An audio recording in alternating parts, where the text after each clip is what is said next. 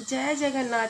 Friends, आप सभी भक्तों को भगवान जगन्नाथ जी के रथ यात्रा की अनगिनत अनगिनत अनगिनत बधाई। फ्रेंड्स, आज वो दिन है 7 जुलाई संडे, जिस दिन भगवान जगन्नाथ जी रथ पर बैठेंगे। फूल बिछाओ हर पथ पर, भगवान जगन्नाथ आ रहे हैं रथ पर। कितना सुंदर दृश्य होता है फ्रेंड्स। जिस दृश्य को देखने के लिए देवता ललायित होते हैं। आगे बलराम जी का रथ, बीच में सुभद्रा मैया और पीछे मेरे जगन्नाथ जी का रथ। दोनों भाई अपनी बहन को बीच में रखते हैं, उसकी रक्षा के लिए, उसको प्रोटेक्ट करने के लिए। और भगवान कृष्ण ने ही तो, आप जानते हैं, अपनी बहन सुभद्रा का विवाह अर्जुन के साथ करवाया। और आज आज क्या करवा रहे हैं? दोनों भाई अपनी बहन को पूरी नगरी का भ्रमण करवा रहे हैं। वर्ष में भगवान एक बार मंदिर से बाहर आते हैं और आके हम जैसे पतित जीवों का भला करते हैं, दर्शन देते हैं। और जिसने भी इस कलयुग में, कल भी ये बात हुई थी, जिसने भी इस कली काल में भगवान जगन्नाथ जी के दर्शन किए ना, धन्य हो जाएंगे। वो सब पापों से मुक्त हो जाएंगे। तो फ्रेंड्स, हम आज भी जगन्नाथ जी की महिमा सुनते हैं और आनंद लेंगे। भगवान जगन्नाथ, जिनके कितने बड़े बड़े नेत्र हैं, और अगर आप उनके दर्शन करोगे ना फ्रेंड्स, तो भगवान सतत अपने भक्तों को देखते हैं। वो अपने भक्तों को देखना चाहते हैं। जैसे फ्रेंड्स कहते हैं ना, बांके बिहारी मंदिर में आप जाते होंगे, भगवान को कैसे पर्दे लगते हैं बार बार। कहते हैं कि अगर ये पर्दे ना लगे तो भगवान भक्त के पीछे ही चले जाते हैं, क्योंकि भक्त भगवान का आई कांटेक्ट होता है। अब जैसे भक्त भगवान के पीछे मोहित होते हैं, वैसे भगवान भी तो भक्त के पीछे मोहित हो जाते हैं। और कोई भी भगवान को भक्त प्यारा लगता है ना, तो उसके पीछे ही चल देते हैं। इसीलिए तो फ्रेंड्स बार बार पर्दे लगते हैं। ये वही जगन्नाथ जी हैं, जिनके दर्शन करने चैतन्य महाप्रभु रोज जाया करते थे, जिनके दर्शन करने के लिए समस्त वैष्णव आचार्य, आप जानते हैं फ्रेंड्स, श्रीला हरिदास ठाकुर महाराज जी, उनको इस मंदिर में एंट्री नहीं थी, पर उन्होंने एक ऐसी जगह कुटिया बनाई थी। ये कुटिया चैतन्य महाप्रभु जी ने उनको बनाई दी थी, और वो उस कुटिया से, वहाँ से दर्शन करते थे, जहाँ से उनको मंदिर के गुम्बद के दर्शन होते थे। जय जगन्नाथ, जय जगन्नाथ। और यहाँ पर तो स्वयं देवता भी इस मंदिर की चौखट पर सर झुकाते हैं। स्वयं ब्रह्मा तक, 4 मुख वाले ब्रह्मा जी। अच्छा फ्रेंड्स, आपको पता है हमारे यहाँ जितने भी ब्रह्मांड है, एक ब्रह्मांड नहीं है, अनेकों ब्रह्मांड है, ये तो आप जानते ही होंगे। और एक एक ब्रह्मांड का फ्रेंड्स एक एक ब्रह्मा जी हैं। अच्छा, जिस ब्रह्मांड में हम रहते हैं, हमारे ब्रह्मा जी तो 4 मुख वाले हैं, पर हमारे गुरु जी बताते हैं किसी ब्रह्मांड के ब्रह्मा जी 10 मुख वाले, तो किसी के 20 मुख वाले, और कहीं तो 100 मुख वाले भी हैं। अलग ब्रह्मांड के ब्रह्मा जी वहाँ यहाँ माथा टेकते हैं। जय जगन्नाथ। अब कोई मेरे जगन्नाथ जी के मंदिर की सीढ़ियाँ तो चढ़े, धन्य हो जाएगा वो। अब आप सोचेंगे कि कभी बरसाना, कभी नंदगांव की सीढ़ियाँ चढ़ने को बोला जाता है। अब फ्रेंड्स सुनो, अब हमने पैर से भी तो कितने पाप कर्म किए हैं।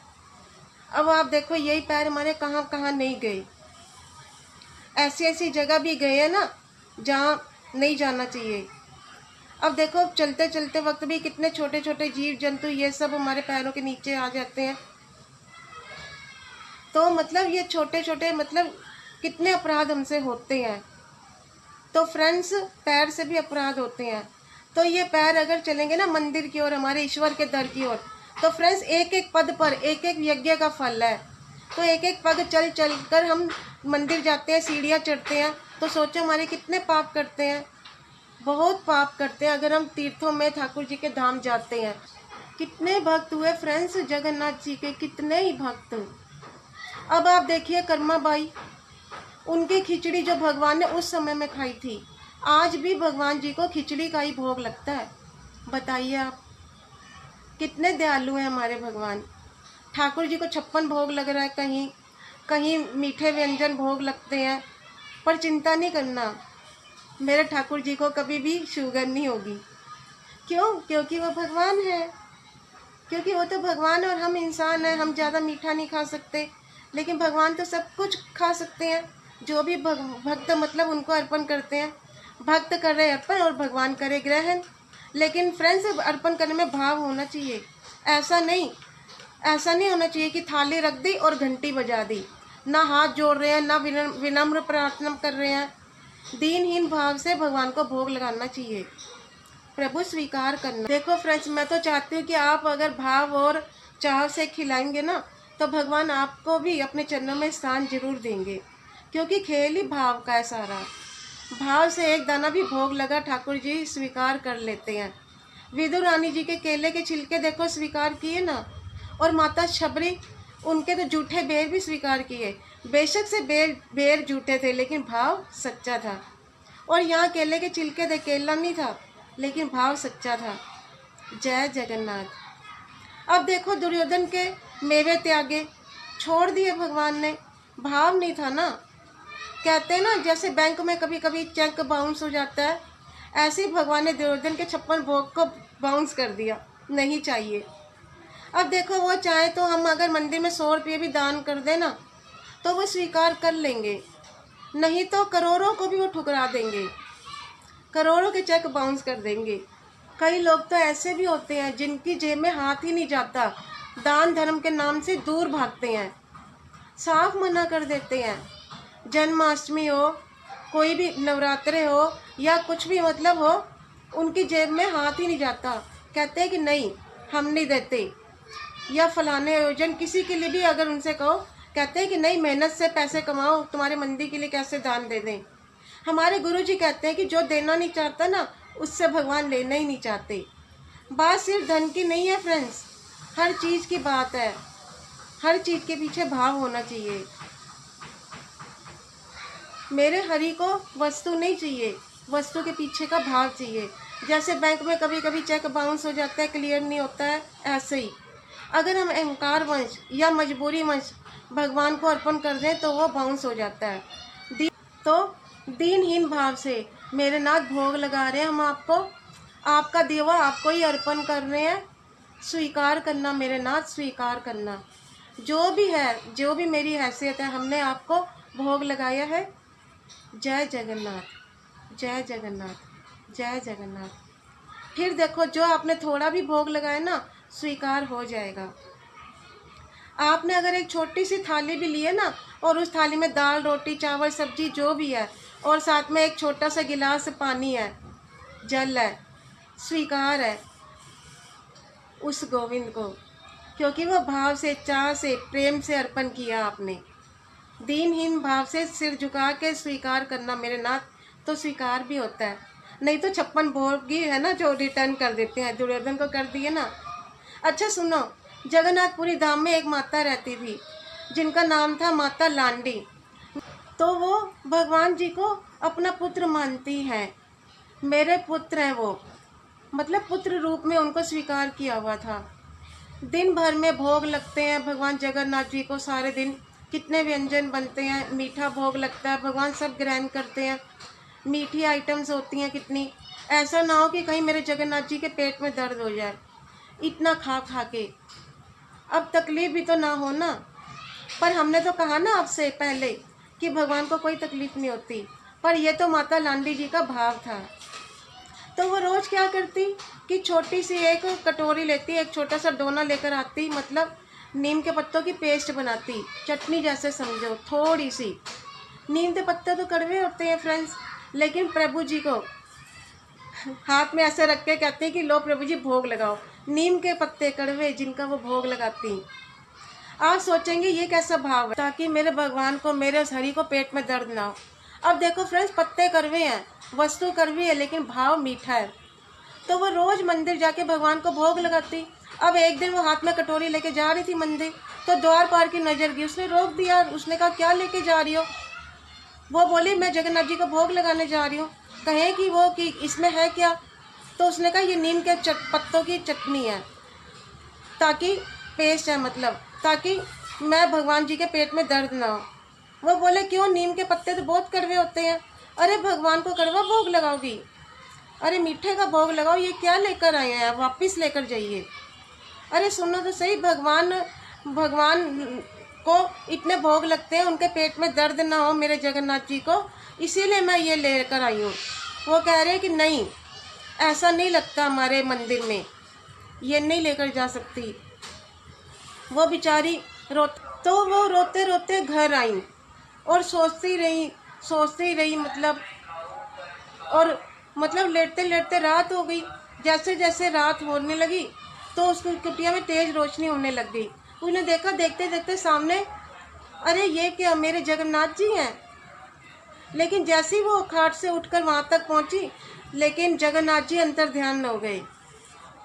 बोली ये क्या, कहाँ चले गए वो। लेकिन जाते जाते वो इतना बोल के गए कि मैया आज आपने मुझे नीम के पत्ते नहीं खिलाए, मतलब उसकी चटनी नहीं खिलाई, मेरे पेट में दर्द है, मुझे खिलाओ। तो मैया उठी, इतने में भगवान अंतर ध्यान हो गए थे। अब भगवान अदृश्य होकर राजा के यहाँ जाते हैं, राजा के स्वप्न में। वो राजा जो वहाँ का मतलब राजा था, कि राजा मंदिर के द्वारपालों को समझा दो कि रोज माता लांडी को अंदर आने दे, ताकि वो अंदर आएंगी और मुझे चटनी का, नीम के पत्तों की चटनी का भोग लगाएंगी। मुझे उनके हाथ की ये बहुत अच्छी लगती है। जय जगन्नाथ।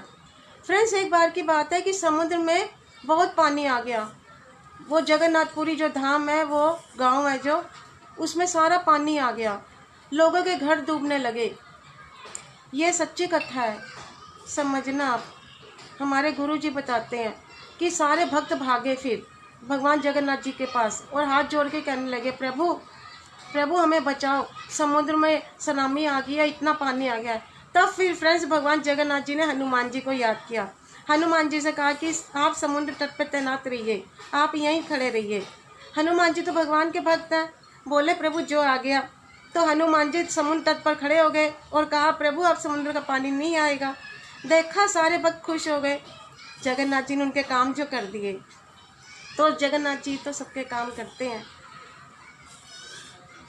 मेरे हरि तो करते हैं। पर उनको ये था कि मैं अयोध्या नगरी में जाके विराजमान है, ताकि समुद्र का पानी वहाँ पूरे क्षेत्र में ना आए।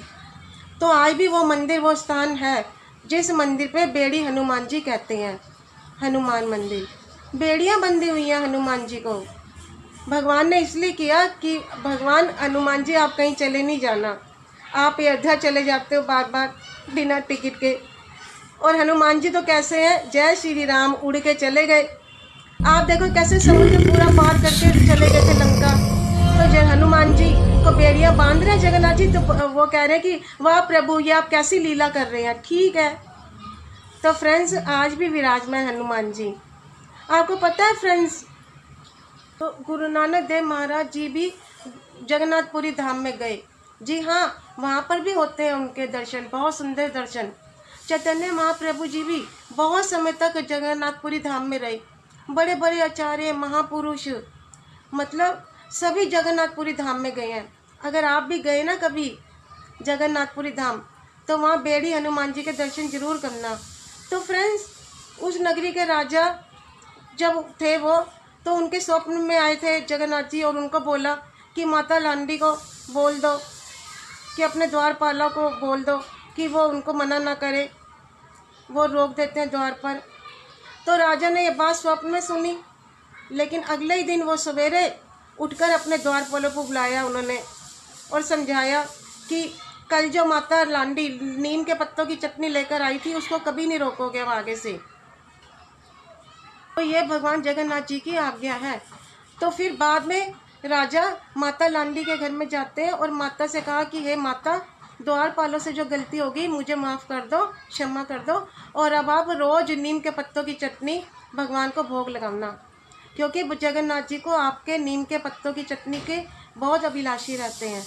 कहते हैं फ्रेंड्स कि जब तक वो माता लांडी जीवित थी, रोज़ वो चटनी लेकर जाती और भगवान जगन्नाथ जी को भोग लगाती। उसके बाद जब उनका शरीर छूट गया माता लांडी का, उसके बाद भी भगवान को उसका भोग लगता रहा। पर आज कहते हैं कि नीम के पत्तों की जो लई बनाते थे, वो पेस्ट बनाती थी ना, वो उसके स्थान पर तीत भोग नाम का कड़वा भोग लगता है।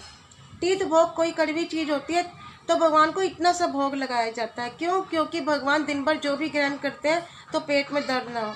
तो माता लांडी ने शुरू किया और आज तक ये नियम चला आ रहा है। इसी को कहते हैं फ्रेंड्स कि भगवान भाव के भूखे हैं। देखा ना, भगवान ने कड़वे नीम के पत्ते भी स्वीकार किए। क्यों? भाव था ना। माता कर्माबाई, उनकी खिचड़ी आज भी भोग लगती है क्योंकि भाव था। उस भगवान उस भाव को आज तक स्वीकार कर रहे हैं। जय जगन्नाथ, जय जगन्नाथ, जय जगन्नाथ। तो फ्रेंड्स, आज ज़रूर भगवान के दर्शन करना, आप टीवी के माध्यम से या कि फ़ोन के। हरे कृष्णा।